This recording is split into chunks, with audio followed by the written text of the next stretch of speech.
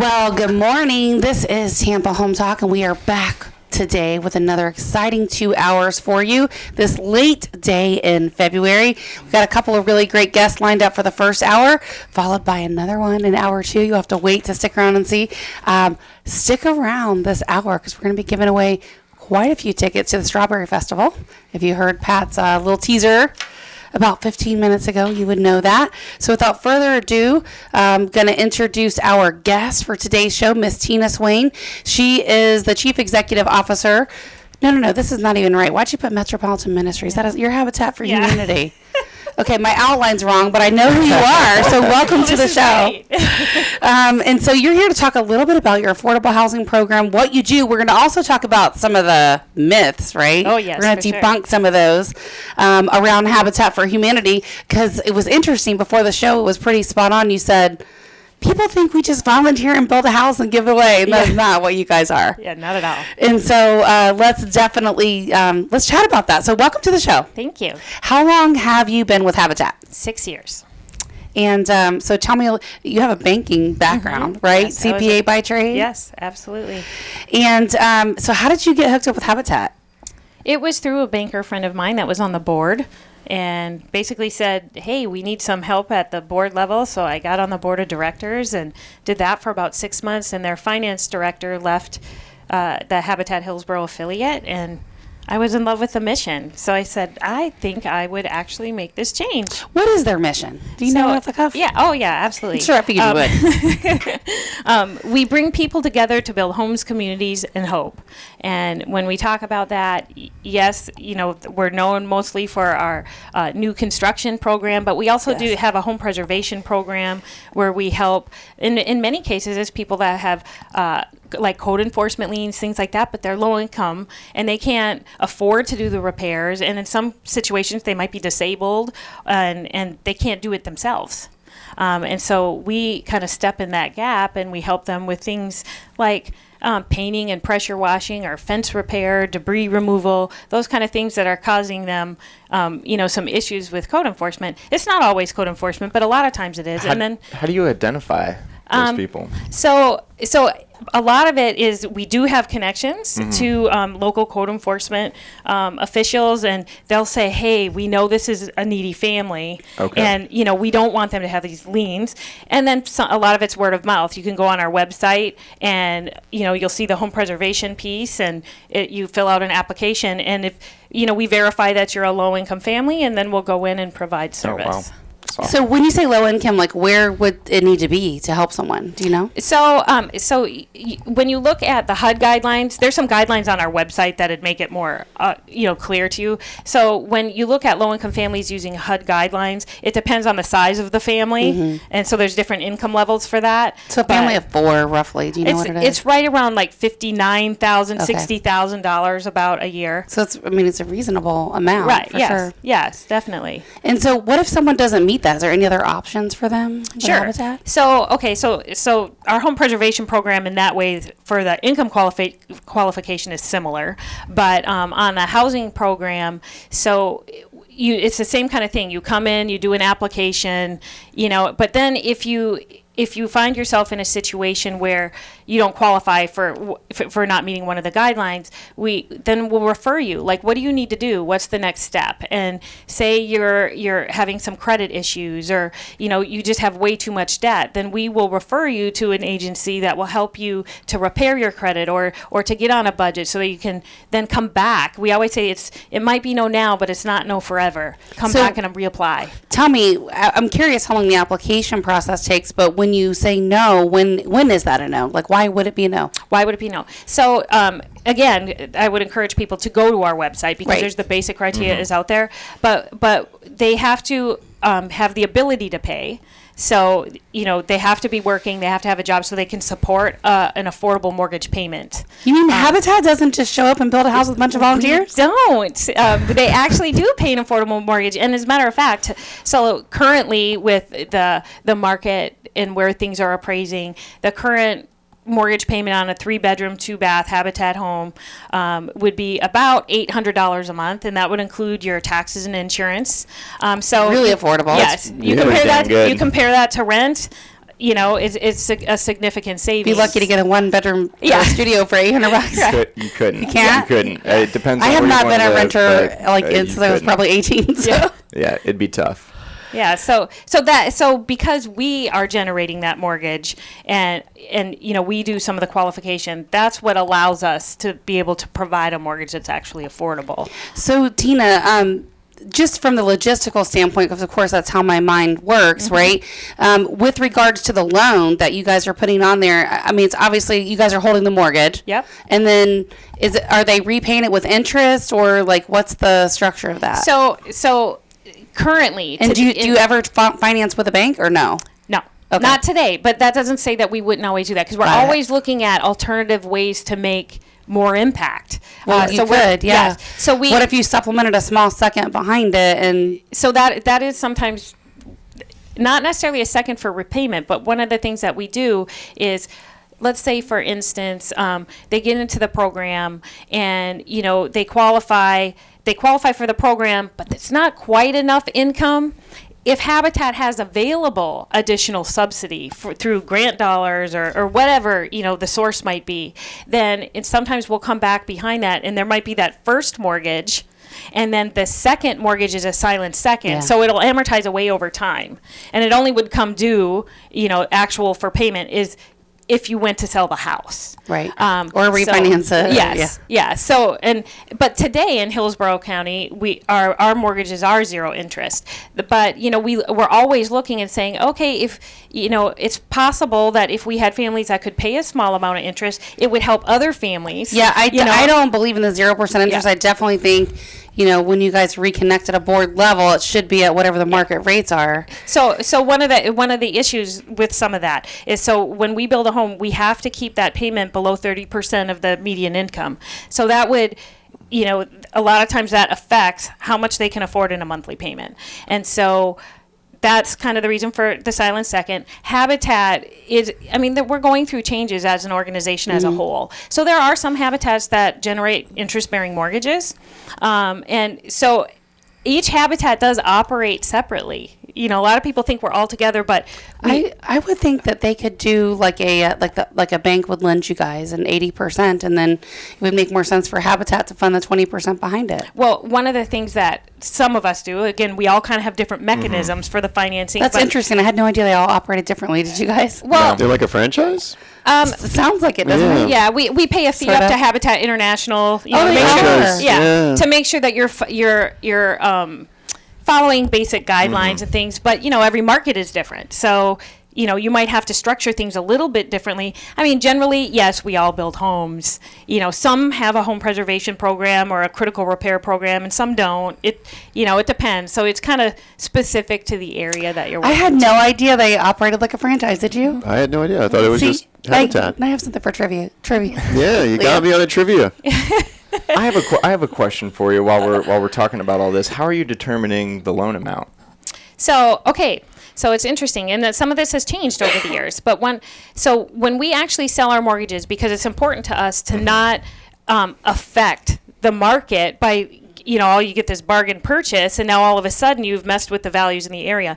So we do sell at the appraised value. Oh, wow. Okay. So, and typically, our typical applicant is able to make that payment with a 0% interest mortgage in most cases.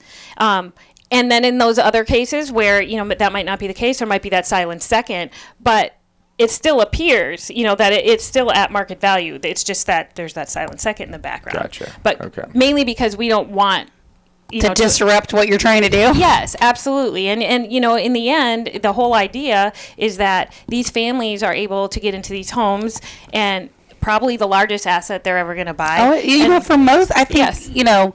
Maybe not Leo, because you're the oddball at the table, but Why is everyone picking on me when it comes to money stuff? for most people. Money talk. For most people, their home is their biggest asset. It's your biggest liability. It's your biggest monthly payment. Right. Yes. For most people. Right. Yeah. And so Leo's not most people, but Well, I don't actually anyway. own a house that I live There you in. go, okay. I don't. But that's why it's important, because the Habitat's about breaking the cycle of poverty. We do that because they're getting this Right. wealth building asset for their life, and that's where we try to bridge gap. So we're going to go over some of the stats and just talk. It's, you know what, we have to open up the lines for questions because I know people are going to want to know stuff. Don't you think? I think so. Okay. 888-404-1010. Good job, Leo. 888-404-1010. That is our live on-air number. So If talk it's to Pat not on the Jordan. wall behind me, I can't do it. 888-404-1010. That's 888-404-1010. We'll take your questions for Habitat. We'll be back. Good morning. Welcome back. Leo Kane here with Barrel Engineering and Inspection. I believe Pat has a caller on the line who is unable to talk on the air, but he has their question. And you don't have to. You can talk to Pat and he'll field your question.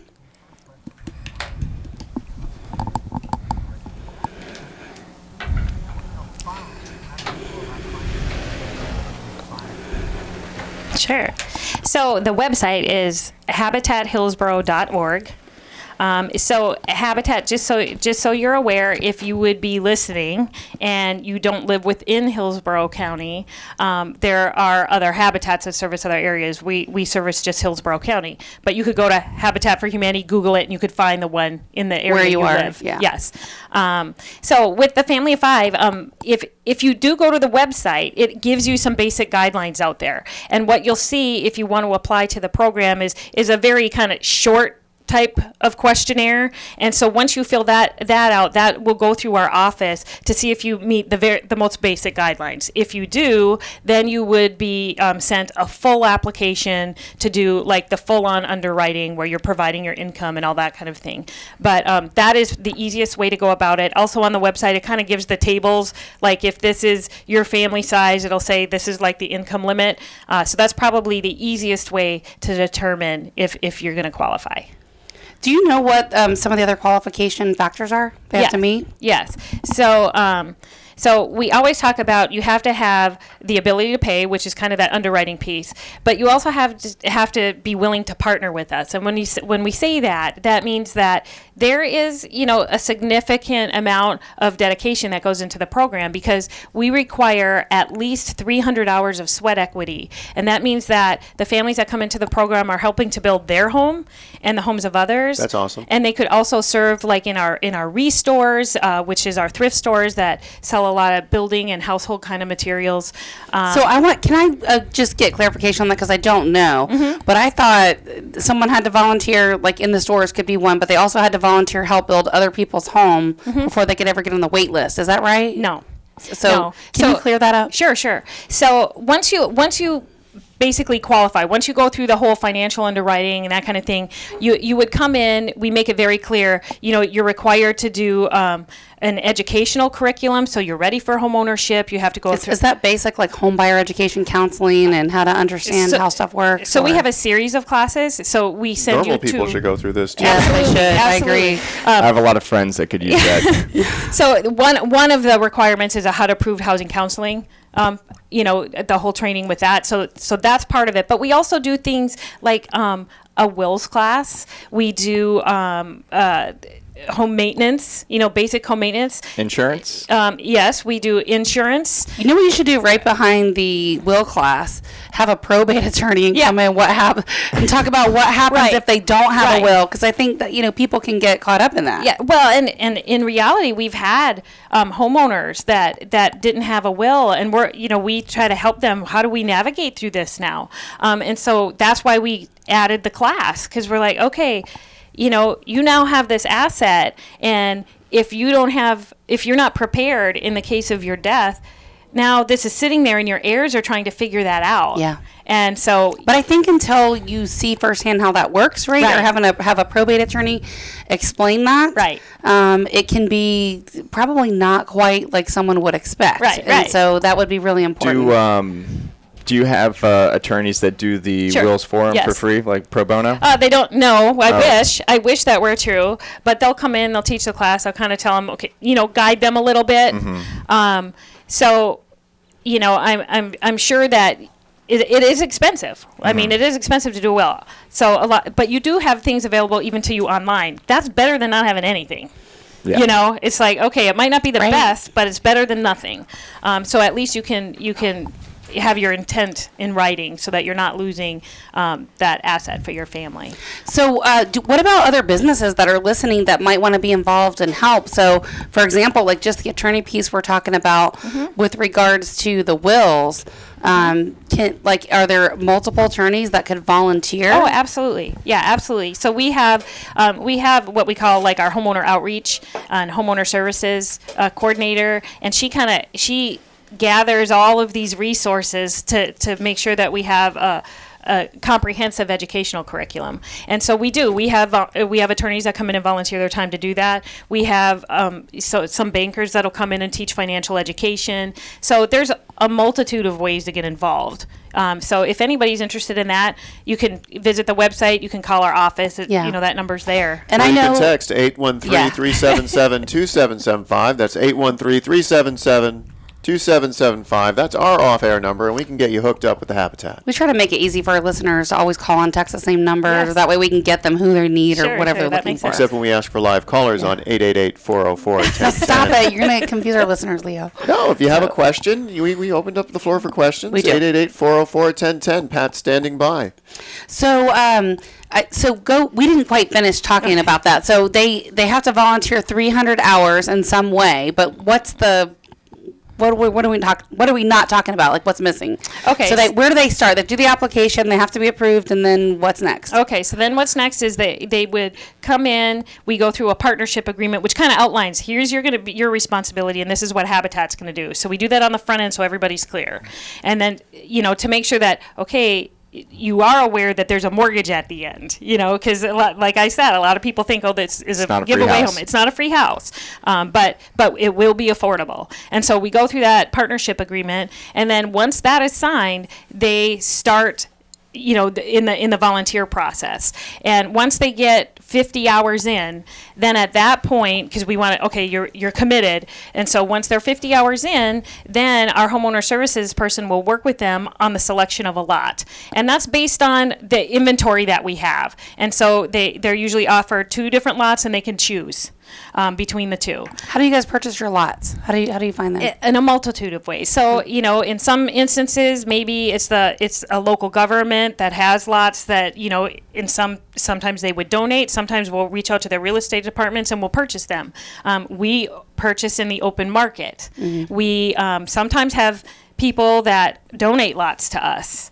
So it's really in a, any way we can get a lot. And I think the challenge today is real estate has gotten very expensive. Yes. And so it's not going to continue to get any cheaper. No. Yeah. Question for you. What's the timeline? Say, like, if I go online today and fill out an application, what's the timeline from that to turning the key into a new house? So, sometimes that's a moving target just because Permitting. It depends on, it depends on, construction. Okay, Right. Did we get a hurricane? Permitting. Did we, but generally does our volunteer hours ever hold it up? The moving target? Yes, it can. So that's why we always say, kind of balance your time. Make sure you're doing, your hours so that we can close. And you still have to be qualified, right? They still have to have a job and Yeah. qualify. Oh, yes. So, and they have to have all their educational classes completed by the time they close. So typically, and like I said, this is a moving target, but it's going to be 12 to 18 months. There was at one point in time, it could be as soon as 6 months. But today, if we looked at today's pipeline, I would say about 12 to 18 months. So Tina, you said 50 hours. Once I got 50 hours of volunteer time in, they can select a lot. Mm-hmm. And then what's after that? At that point, then they're just completing their volunteer hours. They're doing their educational curriculum, and then they also have to pay payments along the way so that they have a contribution towards their closing costs. What kind of payments do they make along the way? So they can coordinate that, as makes sense for them, but it's based on income based, all these things, but it's a couple $1,000s has to get paid in towards the closing costs of the home so that they have that going up front when they get in the house. But there's enough time. Do they ever have to bring any money to closing? Yes. So, because closing, Yeah. like when you get your closing statement, if it's $4,000, you've got 2, so we have to figure out what to do with this too, and so we work with them on that. It depends. Everybody's situation is different. Yeah. Yeah, but there's sometimes it's cash at closing. So I know that there's a big thing with Keller Mortgage where their costs are like ridiculously low, so we could look at that as Yeah, well. absolutely. That might be an option. So, yeah, there's so much to talk about. Like, you guys, it's an incredible organization. How long have they been around? Like, in total, like, when did the first one start? So it was 1976, and it happened in Americus, Georgia. Many people believe that Jimmy Carter started Habitat, and he didn't, but he is our most famous volunteer.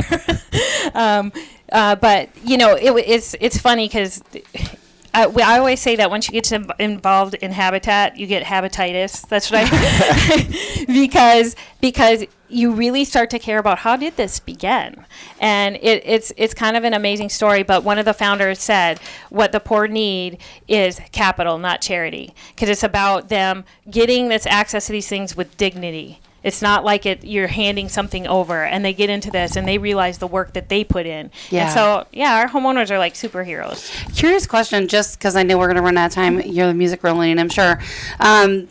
The volunteer hours that they have, do they have a certain number of hours that they have to put into learning how to build and fix things? Because I would think that'd be really important as a homeowner. It should be a key piece. So a lot of that is part of the educational curriculum. So there's sweat equity and the education. On the education side, they teach some basic maintenance kind of things. But when they're on the site, we have paid site supervisors that are guiding the volunteers. So they're learning as they go. Great. Yeah. All right, you're listening to Tampa Home Talk. We will be back right after this break.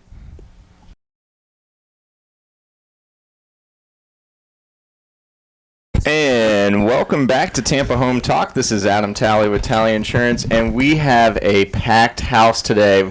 We got Rhett Rollyson with the Florida Strawberry Festival, and then we still have Tina Swain with us with Habitat for Humanity, and then Leo, who's waving his hand down He's there. being so quiet today. No, I'm not. I asked the tough questions. 888-404-1010. Gave out the good numbers. Yeah, that's our on-air number. I can't wait to talk about the Strawberry Festival and find out Let's jump in. The mustache strawberry is coming back. I loved him as logo.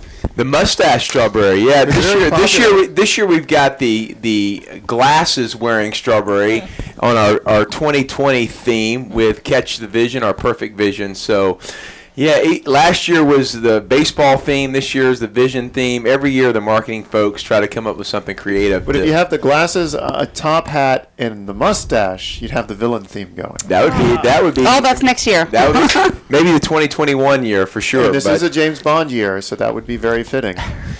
So the Strawberry Festival's been around almost 100 years, it's right? the 85th year. We started back in the 30s, and we took a couple years off during World War II. But yeah, 85 years, and it keeps getting better and better and better, and there's a lot of exciting things happening. So I didn't realize that the local Lions Club was the one that actually started that. Isn't that neat? That is so neat. Dale Evans, I think, was the first act, and of course the wife of Roy Rogers, and now we've got like Reba McEntire. Rascal Flatts was there last night, so it's. Dang, how did I miss that? It was a packed house. It was a little chilly, but it was the new amphitheater. Hopefully, if you guys haven't been by to see it, you need to come see it. It's incredible, and it seats about 10,000. And it was pretty full last night. Reba's already sold out. Oh wow! So how many strawberry shortcakes do you think they sell every year? Oh, he is asking me the tough questions. I know. I told you I got the tough questions. He's just prepping for trivia. That's all. I can tell you that there's 3 shortcakes booths on site, and I know for a fact that St. Clement's can get close to I'd say 500,000. I mean, you should see the amount of people that on a busy day, the line they have. That's the make your own, which tends to be the most popular one because everybody wants to dab as much whipped cream as they can on the top. Well, they could put more strawberries or less goo. That would be me. Like less goo, more strawberries. But the big question is, are you a pound cake person or are you a biscuit person? I would pick pound cake for sure. Pound cake, all day. Pat's like, no, I have to answer this. Of course.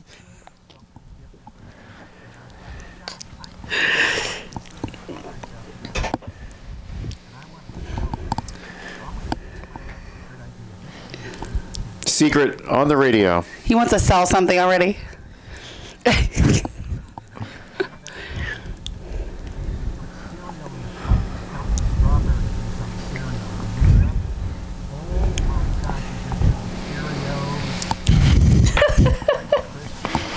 It would be sweeter than milk, that's for sure, Pat. He's our grown kid.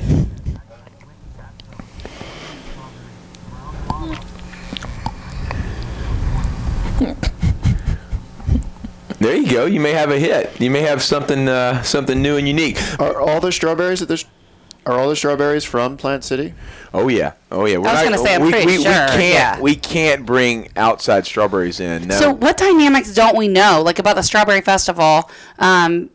Tell us about like the local community, the farmers, and like how all that comes about. Yeah, it basically it's a celebration of the strawberry harvest. We are the winter strawberry capital of the world, and that's an official title. And basically, it's when you come to the festival, it's unique because it's like down home Americana. Yeah. You have the rides and you have the food, but you also have the agriculture aspect of it as well. You have the kids showing the plants, the kids showing the pigs, the kids showing the steers, the cows. So it has that agricultural appeal to it as well, just not rides and food and so it makes it kind of unique. Well, here's the thing, Rhett. Like, for people like me, like, I was born and raised in Tampa, right? So I've lived here my whole life. I've seen things change over the years, and including the fair, right? And so if I had to pick, I would definitely choose the Strawberry Festival over the fair. Well, that's good. We like to hear that. That's good. I would. We think we have something for everybody. We're very unique. Obviously, we've been doing it a long time. We think we've got a pretty good idea on how to make it a great family experience. This might actually go back to answer one of your other questions about the shortcakes. We had 562,000 people come last year. Wow. So we figure an average of maybe one shortcake per person. Mm-hmm. Maybe you gotta have a shortcake. Yeah, the Strawberry Festival. That's the point. Yeah. So, That's a lot. but yes, I mean the agriculture aspect of it is huge, and it's a celebration of the strawberry and the strawberry harvest, and I think that's kind of what makes our festival unique. Wow. Definitely. So, what was their original goal? Like when they started the Strawberry Festival back in 1930? Do you know what the plan was? Again, was the plan to have it going 85 years later? I have no idea. But I think the fact that they were able to celebrate the strawberry and the agriculture community of Plant City has continued to exist and to thrive. Do I ever think they would imagine the founders of the Strawberry Festival back in the 30s would imagine having a 10,000 seat stadium? I know, it's changed so much. Isn't that crazy? It's come a long way. I remember back in the old, before the amphitheater was built, it was old Schneider Stadium, which was the old high school football stadium where Plant City High School used to play. So it wasn't really the most impressive venue for having shows. But it's really impressive. But some of your now. people have continued to come back like year after year. It's unbelievable. We had the Oak Ridge Boys yesterday, and they were joking about it. You can't have a Strawberry Festival without the Oak Ridge Boys. I think it's like the 25th time they've been. Wow. But when I tell Like people them strawberries, like when I go through, it's incredible though, really. Yeah, I mean we've had it's basically a who's who of performers, and when I tell people that Taylor Swift has been there, Garth Brooks has been there, they're looking at me like they haven't been there before. Yes, You're they pulling my have. leg. Yes, they have, and what's really cool now is the whole genre used to be all country. Well, we've kind of gotten away from that now. We've gotten some R&B. Country's gotten a little pop. Like it has. It's kind of blended in. I think country music's gotten a little cooler. Definitely, I would agree. But we've got R&B. We've got Patti LaBelle and Charlie Wilson this year. We've got some contemporary Christian. We've got Mercy Me. We've got Skillet. We've got Skillet. The 90s boy band 98 Degrees with Nick Lachey. Wow. Or Nick and Jessica. Wow. Out of retirement for that one. They'll be there tomorrow night. I'll give you guys a fun fact. You want to hear it? Speaking about boy bands of the 90s. I used to babysit Nick Carter from the Backstreet Boys. Wow. My Really? little sister BJ. Nice. They used to live here locally. Yeah. And, people say that, like, really? And I'm like, no, yeah, really, I did. Wow. Go ahead, Pat. I know you got a question.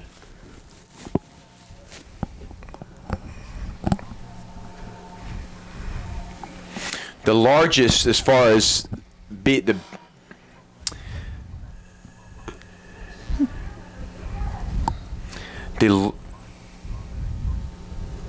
wow, that's a good question, Pat. No, I have to find. He's going to make sure they still have that title. Yeah, if not, we need to come up with something. We need to have the old crew back, and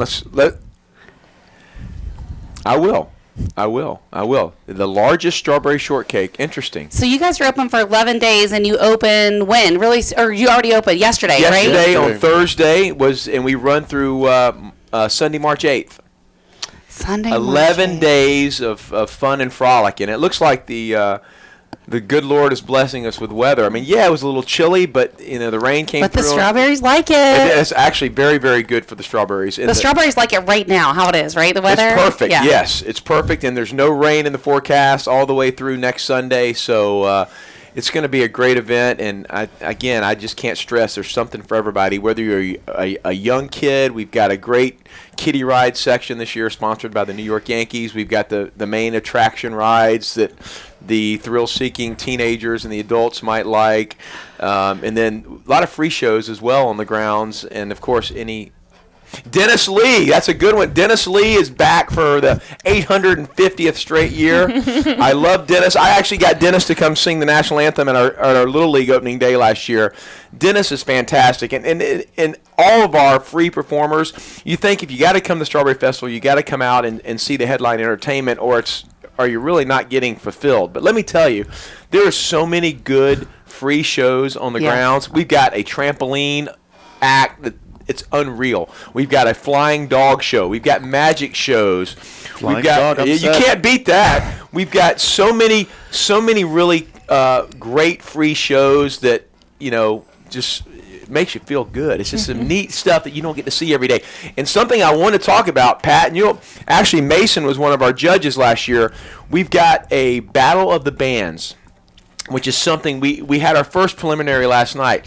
We had over 50 bands apply, and we had some judging and some fan voting about it. That basically we've narrowed it down to 10. So we've got 5 nights. Last night was the first night, and then we've got Monday, Tuesday, Wednesday, Thursday of next week. 2 bands play every night in one of the entertainment tents from 6 to 8, and basically the judges choose 2 bands. And the final 2 bands will actually perform on the main stage, the 3:30 show next Saturday. So we don't hire an act. We have the Battle of the Bands, and they play for $10,000. Wow. Awesome. How many bands are entering? Do you know? We had around 50 or so that applied, and we narrowed it down through some fan voting and through our committee down to 10. And then we have 2 bands that play for 5 nights, and whoever is chosen via fan voting and via our judging will perform and battle it out on that Saturday, March 7th at 3:30, and then we do the SMS text voting right then and there, and we pick the winner, and we give them a $10,000 check, as well as some very valuable studio time. So this is our second year. Last year was our first year. It went incredible. And actually, one of the performers that made the top 10 but didn't make the final 2 has already signed a contract in Nashville. So you never know who's watching. You guys are going to be like the next local American Idol, like the Strawberry Festival, awesome. like Idol. Strawberry Idol. Bring back the one with the monocle, the mustache, and the top hat. See, next year we got it all planned out. You got the villain themed strawberry. You got the Strawberry Idol thing going on. Like, Love it. Yeah, we would we'll love get to have the you. cool media people back out. Yeah, we're definitely going to have you guys at the media party, and you guys can give us all your great ideas. And but yeah, we're excited. We got off to a great start yesterday, and we're excited about the next 10 days. I don't know who we have going on next week, but maybe we'll come to a remote broadcast. What do you guys think about going to Plant City? We can make that happen. I would love it. Probably be the same distance. Yeah, it would be for you guys. We broadcast from Apollo Beach. Was it last week? Yeah, it was Yeah, it last was week. an easy yeah. drive. So yeah. I missed the couch. That was comfortable. Yeah. Very comfortable Sorry, we couch. do not have a couch this week, Adam. All right, we're still hanging out also with Tina Swain with Habitat for Humanity. So we're going to have some fun and let our guests ask each other questions in the last segment. And stick around. We've got a great hour 2 coming up as well. So hang tight. You're listening to Tampa Home Talk, our off-air number, 813-377-2775. You can call or text if you want information from me, any of my partners, or any of our guests. 813-377-2775. And stick around because Rhett brought us some free tickets Absolutely. and some amazing shows. So stick around. We'll be back. Amazing. Welcome back. Good morning. Good morning. Leo Kane here with Barrel Engineering and Inspection. We've got lightning rounds, questions between the guests. They're going to ask each other the tough questions about Habitat for Humanity and about strawberry pot pie. Strawberry pot pie. Strawberry pot pie. That could be a new one. I don't think I've seen that one on the grounds, but that could be a new one. Something about mixing strawberries with vegetables and meat that doesn't sound very appealing. Ooh. Hey, duck and fruit go together all the time. I don't quite mix stuff like that, but A ham you and do. pineapple go on a pizza. not on my pizza. They don't. Wow, the great divide in America. And we could do bacon and strawberry. Now, Love it. bacon, Everything goes good with bacon. chocolate-covered bacon kebabs is actually one of the primo items at the Strawberry Festival. Chocolate covered bacon kebabs. Oh, they're good. They're It good. sounds awesome. Yes. Sweet and salty. See? Fruit. I just know bacon makes everything better, so I probably would try it. You're on to something.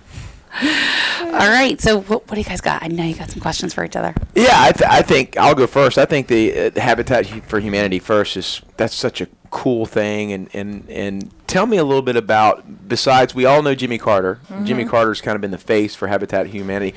What are some of the other maybe celebrities that we don't know about that have actually contributed? So Trisha Yearwood and Garth Brooks, they were just recently at the Carter Work Project. There's a Carter Work Project every year. Both been to the Strawberry Festival, by the way. Where's that? Where's that? It moves every year. Oh, it goes okay. somewhere around the country, or even I think sometimes they even go outside of the country. But yeah, it's pretty cool. And then I can't remember her name, but she is on Law and Order. The black hair. Marissa. Yes. Hardigay? Yeah. I know who you're talking about. I know that she's been on sites because I've seen promos of that. That a lot of times you'll like locally. I know that the Rays sometimes work with Pinellas County, and so Awesome.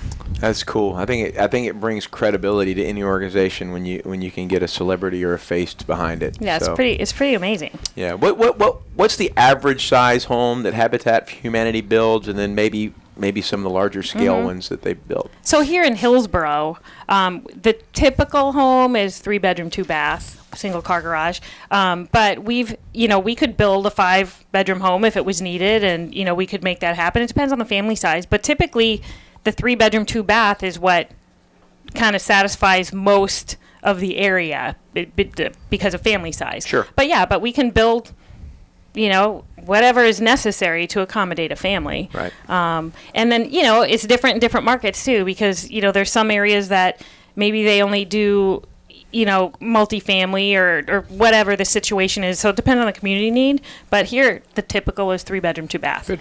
It's interesting in your little slide that you brought with Habitat built 17,000 homes last year in Florida and a $315 million annual impact. The National Association of Realtors actually did a study, and they were showing the economic impact that when realtors come in and they help somebody buy or sell a property, the economic impact that it has when someone buys a home. Yes. Think about all the other things that they buy and they do. It's incredible. So the reach is it's way more than people think, right, on the front of just buying a home. How many of those 17,000 were in Hillsborough? So what year is this? Probably last year. Yeah. So last year we built, I think, 15 homes. So the year that I started, we built one home. It was just a transition time for our particular organization. And now 4 years later, this year we'll build 23, and then we're about to build 30. Wow. So, you think about the need, and that's why I say it takes everybody kind of to do it. But our particular affiliate is growing and fairly quickly, and a lot of it just has to do with the capacity and the dollars that are available. And so we try to find creative funding ideas and all these different things to make it all work. But yeah, we're growing, and we have our sights set on doing a whole lot more. It's just kind of building up to that. So it's exciting. That's great. So if you want to figure out a great way to get involved, reach out to us on our off-air number, 813-377-2775. We'll get you connected, and you can probably suggest, right, based on what people do for a living, how they could best serve your organization. Oh, absolutely. Yeah, certainly. I got a question for Rhett real Sure. quick. Is the Lions Club still involved with the festival? Great question, Adam. Yeah, the Lions Club actually is not directly involved with the festival, but the Lions Club has a major booth right underneath that they use as a fundraising. A lot of the civic clubs have booths, but the Lions Club has a food booth right underneath the stadium. So they're still involved. Okay. How do your sponsors work? I noticed you said something earlier about somebody sponsoring something. I don't know. I forget what you said. Well, for example, one of our sponsors, our main sponsors, is Publix. Okay. And that's actually a good segue for me to tell people, if you want to go buy tickets in advance, it's you get a better deal when you go. At Publix. Yeah, go get your groceries and save a few bucks if you're coming to the festival. $10 is the price, the gate admission for adults. Kids 12 and under is $5, but if you buy your tickets in advance at Publix, it's $8.04. So Like in advance of when the festival starts? No, Now. just before you go, just go to Publix before we go to the fair, and that runs all the way through next Sunday. So Publix, again, is one of our corporate sponsors. Wish Farms is one of our corporate sponsors, and that's the Wish Farms soundstage. So, yeah, obviously you always need as many corporate sponsors as you can to make it happen. Right, yeah. Where do those funds go? Do they help bring some of the entertainment, or?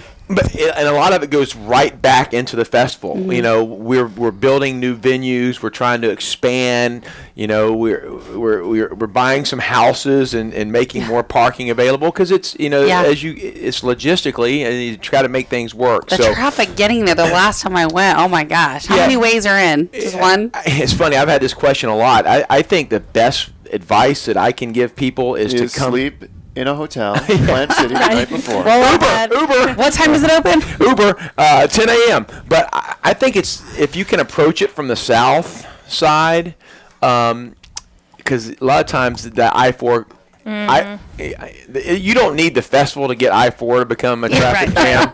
It just makes it worse sometimes. But I think if you can get through 60 or 92 or 574, which are south of the festival, that's kind of like the hidden secret for the locals to get there a little bit easier. How big is the grounds for the Strawberry Festival? Like, how much acreage is that? I think it's probably, if I was a betting man, I would say probably around maybe 10 acres, Okay. maybe a little bit more if you consider the parking available. But for example, a lot of the parking lots that are surrounding the festival, because we're kind of landlocked, we have a school there, which of course is one of their major fundraisers for the year. Yeah. And we're always trying to buy more houses so we can. So if you live near the Strawberry Festival and you're listening, Yeah. call our text 813. It's a negotiation at all times. 377-2775 will get you hooked up. They might want to buy your house, and we'll help you find another one. It's all good. All right, you're listening to Tampa Home Talk. We've had a lot of fun. Stick around. We are going to give away tickets to the festival with Rhett here going into the 9 o'clock hour, and we're going to give away tickets to Patti LaBelle, Neil McCoy, Sarah Evans, and Chubby Checker. So stick around. This is Tampa Home Talk. Remember, love where you live, or we're going to fix it. And stick around for hour number 2 coming up in just a couple minutes. It won't be long. Stick around.